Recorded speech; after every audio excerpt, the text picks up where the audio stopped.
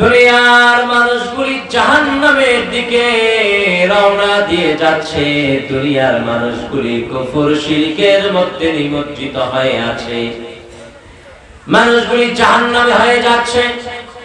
আমার দয়াল নবীর বরদাস্ত হইত না, সহ্য হইত না। চেষ্টা করতেন আর আল্লাহ দরবারে দোয়া করতেন, রব্বুল আলামিন তাদেরকে তুমি হেদায়েত দিয়ে দাও। চেষ্টা কি করে নাই?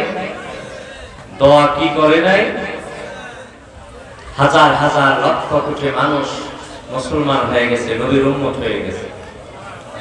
এখন সারা পৃথিবীতে প্রায় 200 কোটি মুসলমান নবীর উম্মত আছে। 200 কোটি মানুষ মুসলমান। এগুলি শেষ নবী, আমাদের নবী, দয়াল নবী সাল্লাল্লাহু আলাইহি ওয়াসাল্লামের উম্মত। সুবহানাল্লাহ। সম্মানিত হাজিরিন, আমাদের নবী সাল্লাল্লাহু আলাইহি ওয়াসাল্লাম আমাদেরকে রাস্তা বলে গেছেন, ডাইন আর বাম, ভালো পথ কোনটা, খারাপ পথ কোনটা, কোন পথে চললে বেহেশতে যাবে, কোন পথে চললে জাহান্নামে যাবে। আমার নবীকে দেখায় নাই? আল্লাহর হাবিব বলেছেন, তারাকতু ফীকুম আমরাইন লান তাদিল্লু মা তামাসসাকতুম বিহিমা কিতাবাল্লাহি ওয়া সুন্নাতা রাসূলি। আমার মায়ার নবী বলেছেন, ও দুনিয়ার মানুষেরা, তোমাদের মাঝে 2টি পথ রেখে গেলাম, 2টা নিয়ম আর পদ্ধতি রেখে গেলাম। যদি তোমরা আঁকড়িয়ে ধরো তাহলে কোনদিন তোমরা গোমরা হইবা না, কোনদিন জাহান্নামে যাইবা না। একটা হলো কোরআন, আল কোরআন, আর একটা হলো আমার সুন্নাহ। বলেন সুবহানাল্লাহ। কোরআন ধরলে, নবীজির সুন্নাত তরিকায় চললে কোনদিন পথভ্রষ্ট হবেন না। রাস্তা কয়টা? কোরআন সুন্নাহ, কোরআন সুন্নাহ। বলেন সুবহানাল্লাহ। কষ্ট হচ্ছে আপনাদের? আমি কি ছেড়ে দিলে ভালো হয়? এদিকে সেদিকে তাকাবেন না। আমি অল্প সময়ের জন্য আসছি, ওলামায়ে কেরাম আছে, তারা আরো আলোচনা করবে, আপনারা শুনতে পারবেন। সম্মানিত হাজির, আল্লাহর হাবিব সাল্লাল্লাহু আলাইহি ওয়াসাল্লাম আমাদেরকে রাস্তা দেখায় গেছেন। যারা এই পথে, এই মতে চলবে, নিশ্চিত তারা আল্লাহর বেহেশতে যাবে। আমরা কি পারবো কোরআন এবং রাসূলের সুন্নাহ অনুযায়ী চলতে? বুড়ারা পারবো না, বুড়ারা তারা পারবো, জওয়ানরা পারতো না। যুবক ভাইরা কি পারবে? দেখি যুবক ভাই কারা কারা আছো, কোরআন সুন্নাহ মতো চলতে পারবে? তো হাত তুলে আল্লাহকে দেখাও। আল্লাহ যেন বুড়া জওয়ান সবাইকে কবুল করে, আল্লাহ যেন সবাইকে মঞ্জুর করে। বলুন আল্লাহুম্মা আমিন। সম্মানিত হাজির, রাসূলের সব উম্মত আমার একরকম না। কিছু উম্মত এমন আছে যারা পুঙ্খানো রূপে কোরআন আর সুন্নাহ মেনে বেহেশতে যাবে। আবার কিছু উম্মত এমন আছে যারা পরিপূর্ণ পালন করতে পারবে না, কিছু ত্রুটি করে ফেলবে। ঠিক না? ত্রুটি আর ভুল করুন না, নাই? আমরা সবাই আছি, ঠিক না? আমাদের ভুল আছে না? আমাদের অন্যায় আছে না? ভুল অন্যায় করি, এই কারণে কি শেষ হয়ে গেছি নাকি? না, সুযোগ আছে। ভুল পথ ছাড়তে হবে, অন্যায় ছেড়ে দিতে হবে, ছেড়ে আল্লাহর কাছে ক্ষমা চাইতে হবে। আল্লাহকে বলতে হবে, রব্বুল আলামিন, অনেক ভুল করে ফেলেছি, অনেক অন্যায় করে ফেলেছি, তওবা করলাম, জীবনে আর কোনোদিন গুনাহ করব না, ভুল করব না। যে মানুষটা ভুল কইরা লজ্জিত হয়ে আল্লাহর কাছে তাওবাটা করে ফেলে, আল্লাহর রাসূল বলেছেন আত-তাইবু মিনাজ যামবি কামান লা যামবালা। দুনিয়ার কোন মানুষ যদি গুনাহ করে আল্লাহর কাছে তাওবা করে, আল্লাহর কাছে তাওবা করার কারণে আল্লাহ তার গুনাহ এমন ভাবে maaf করে দেয় যেন জীবনে সে কোনোদিন গুনাহই করে নাই। আল্লাহর কাছে ক্ষমা চাইলে আল্লাহ এমন ভাবে ক্ষমা করে যেন আপনি জীবনে গুনাহটাই করছেন না। সুবহানাল্লাহ। আল্লাহর মায়া কত বেশি দেখছেন। এখানে বাজারটা কি রে? কোন হুজুর নাই, কোন শিক্ষক নাই, ভুক্তা একবারে খালি। এখানে কথা কয়, আলোচনা করে, তারপরে মাইকটা দিলে কয় মিনিট করতে পারবো আলোচনাটা, কথা বলে। তাহলে তারা এমন আলোচনা লাগাই দিছে। বেলাল সাহেব কই এনে আরেকটা প্যান্ডেল করে দিছে, তারপরে যখন কুয়াশা মুয়াশা না পড়ে তাকে মাথা, তারা যেন ঠান্ডা মাথায় আলোচনা করতে পারে। ঠিক কিনা কোন প্যান্ডেল করে দিছে না? সম্মানিত হাজির, সম্মানিত ভাই ও বন্ধুরা, আসুন কোরআন সুন্নাহ মতো চলি, আসুন বেহেশতে হই। ভুল ত্রুটি ইচ্ছায় অনিচ্ছায় হয়ে গেলে আল্লাহর কাছে, আল্লাহর শাহী দরবারে ক্ষমা চাই, আল্লাহ মাফ করে দিবে। সুবহানাল্লাহ।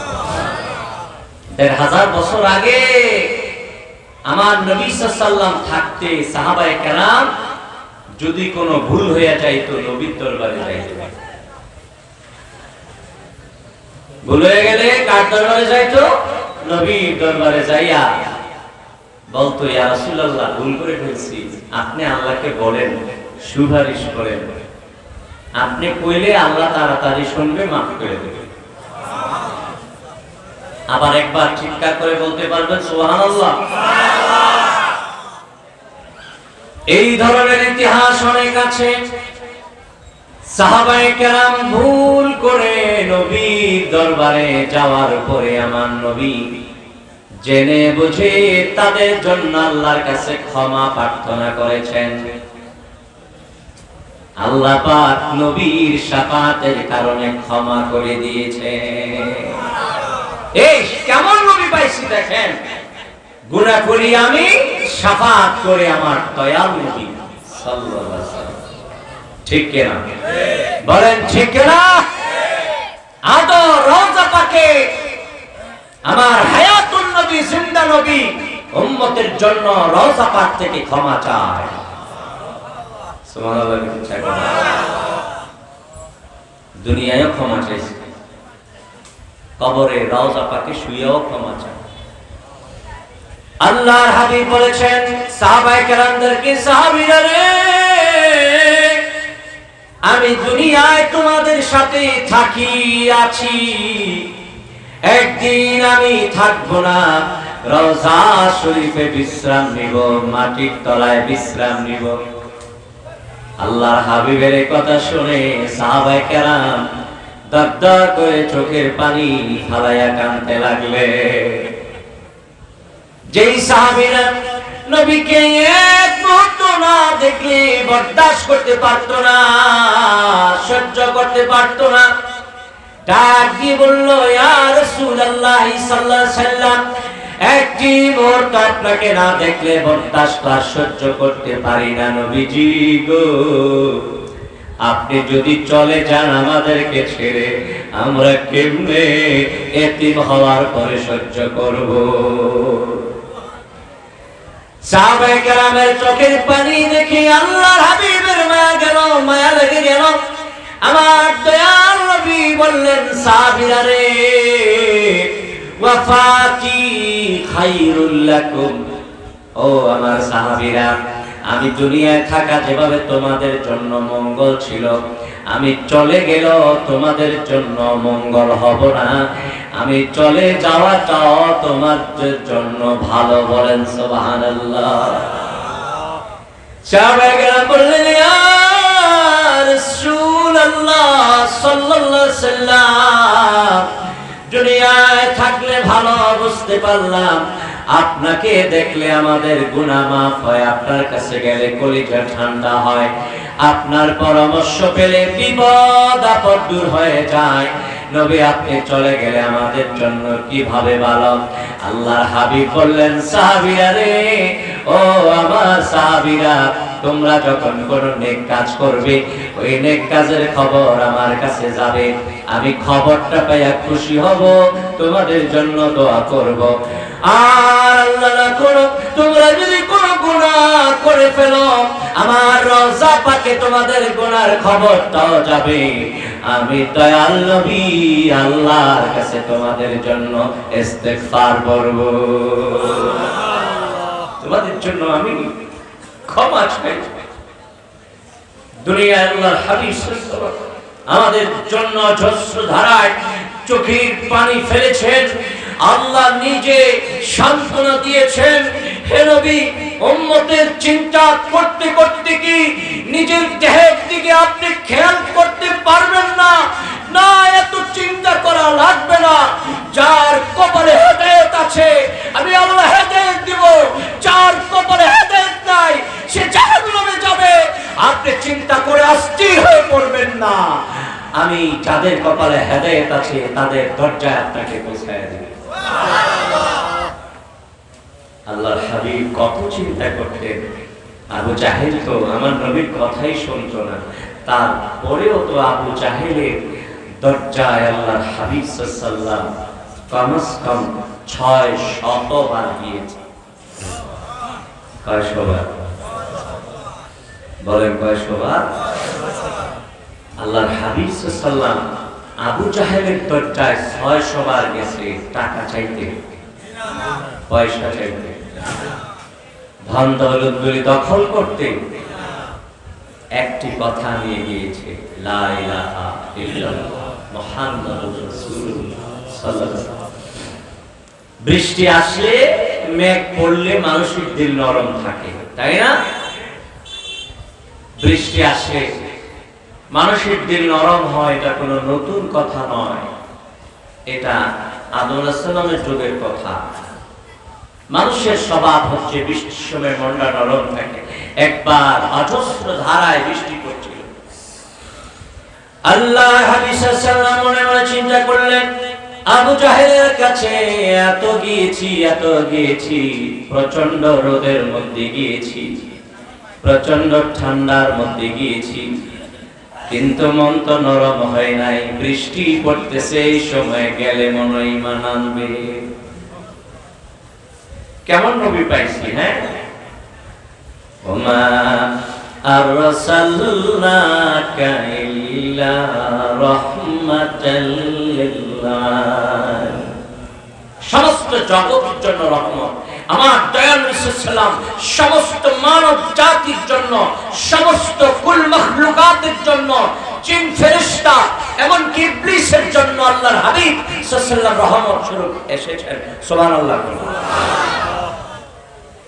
ইবলিস শয়তানকে প্রশ্ন করে বসলো, নবী সবার জন্য রহমত হইছেন বুঝলাম, আমি ইবলিসের জন্য আপনি কেমনে রহমত?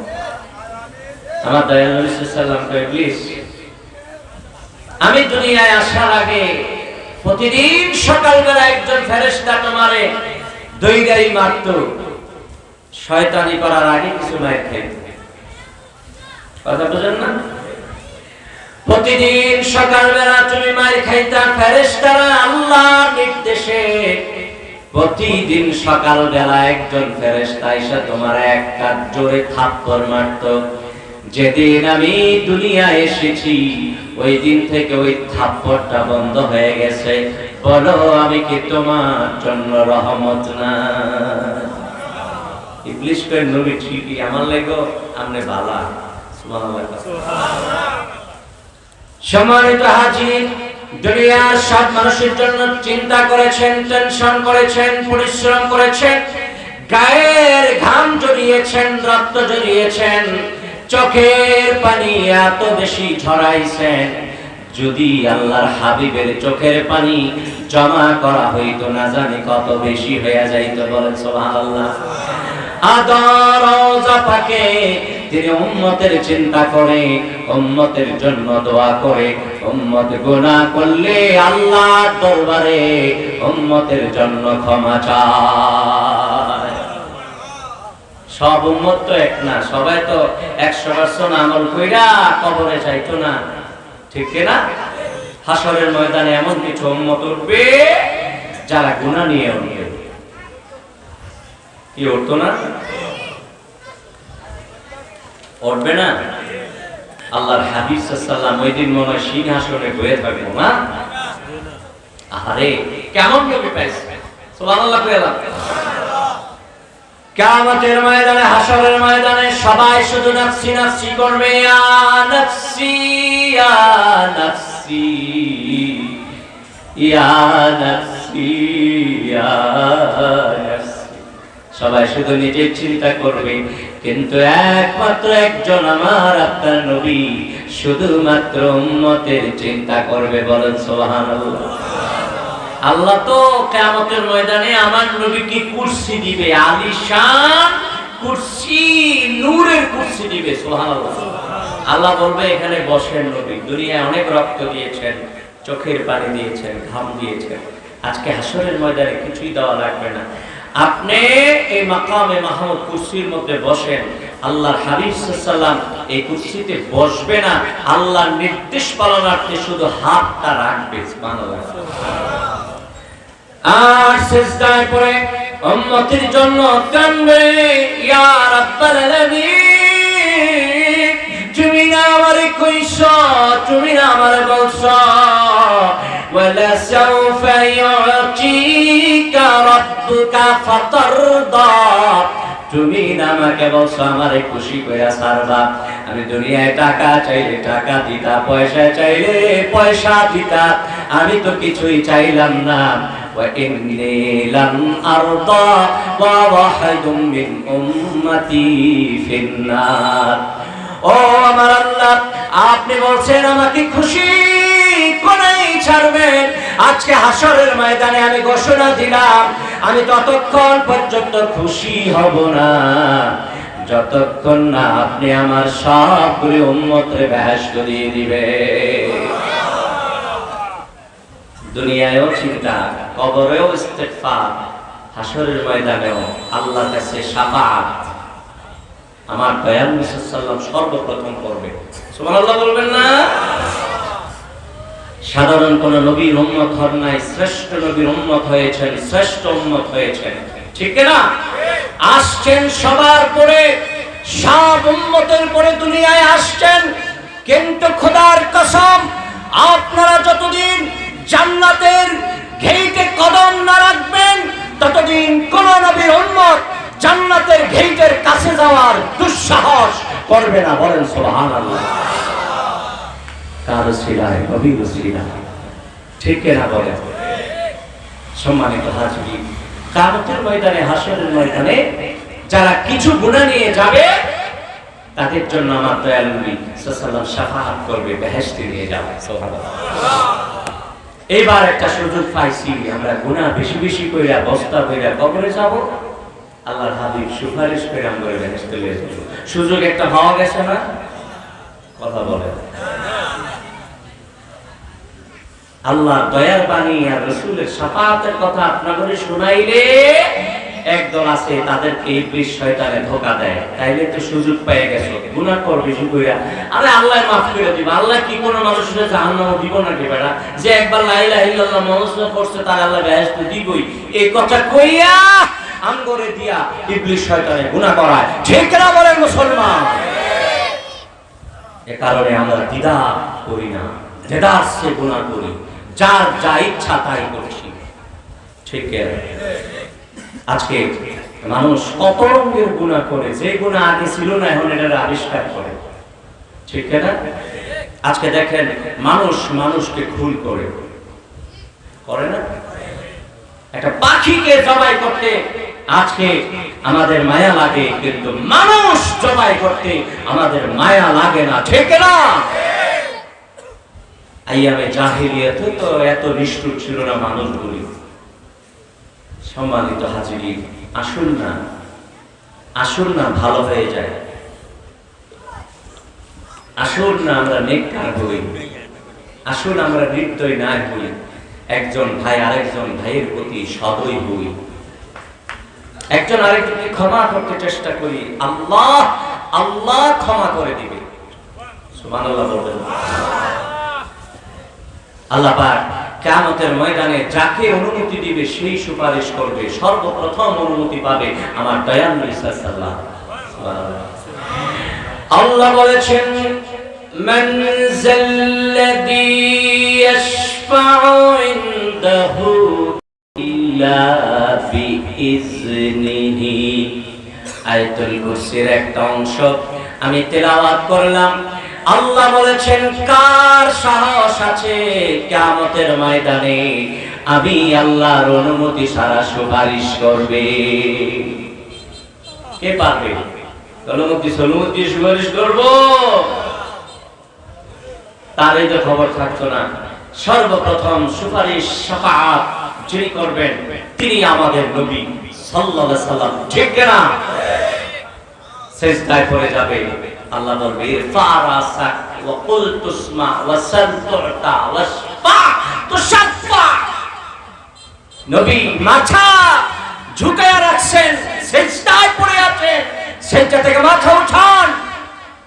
আপনি কি বলবেন বলেন, আমি আল্লাহ কান লাগাইয়া শুনবো, বলেন সুবহানাল্লাহ। আপনি কি চাইবেন চান না, আমি তো কইই দিছি আগে, আপনি যা চাইবেন তাই পাইবেন।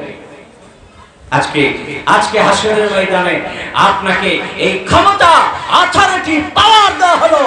যার ব্যাপারে বলবেন তাকে আমি আল্লাহ ক্ষমা করে বেহেশতে পৌঁছে দিব, বলেন সুবহানাল্লাহ।